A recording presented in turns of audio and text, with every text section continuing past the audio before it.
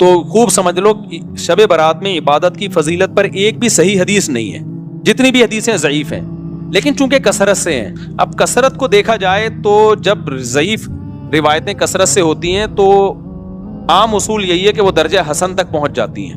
تو جب درجہ حسن تک پہنچی ہوئی ہیں تو اس لیے جمہور علماء اسی کے قائل ہیں کہ اس رات عبادت کی فضیلت ہے.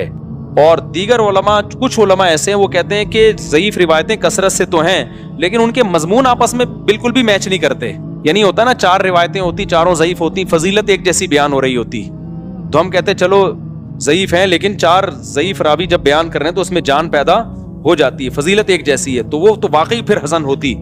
لیکن فضیلتوں میں بھی بہت فرق ہے، یعنی ایک راوی بالکل کچھ اور بیان کر رہا ہے، دوسرا بالکل ڈیفرنٹ بیان کر رہا ہے. تو اس لیے بعض علماء نے تو بالکل ہی فضیلت کا انکار کر دیا کہ کچھ بھی نہیں ہے. لیکن جمہور علماء کیونکہ وہ روایات کثرت سے ہیں اور وہ جمہور میں بھی بڑے بڑے علماء ہیں، تو اس لیے بالکل اس کو بدعت قرار دینا اس رات کی عبادت کو، یہ بھی کوئی علمی شخصیت یہ دعویٰ نہیں کر سکتی جس نے تمام روایتوں کا مطالعہ کیا ہو. تو اس لیے اس کو بالکل بدعت کہنا بھی ٹھیک نہیں ہے. تو اگر کوئی عبادت کرنا چاہے تو امید ہے اللہ کی رحمت سے اس کو اس رات ثواب دوسری راتوں سے زیادہ ملے گا.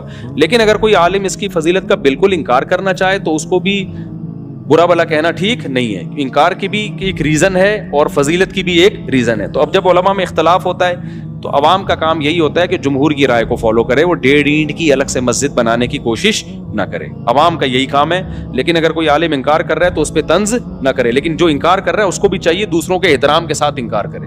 بدعتی کہہ کے ان کو کہے کہ یہ بدعت ہیں، یہ ضعیف حدیثوں پر عمل کرتے ہیں، تو یہ اس کی علامت ہے کہ آپ نا جس چیز کی جتنی حیثیت ہے اس کو اس کی حیثیت سے زیادہ گھٹا رہے ہو یا زیادہ بڑھا رہے. تو میرا اسٹائل یہی ہے، میں ہمیشہ سے یہ کہتا ہوں بھائی شب برات میں کوئی بھی چیز ثابت نہیں ہے سوائے فضیلت کے، یعنی عبادت کی فضیلت. تو اگر کوئی عبادت کرنا چاہے تو اللہ کی رحمت سے امید ہے اس کو دوسری راتوں کی نسبت ثواب زیادہ ملے گا. تو جمہور ہی کا قول میں پبلک کو بتاتا ہوں، لیکن جو علماء اس کی فضیلت کے بالکل منکر ہیں تو ان پہ بھی طنز کرنے کی اجازت نہیں ہے.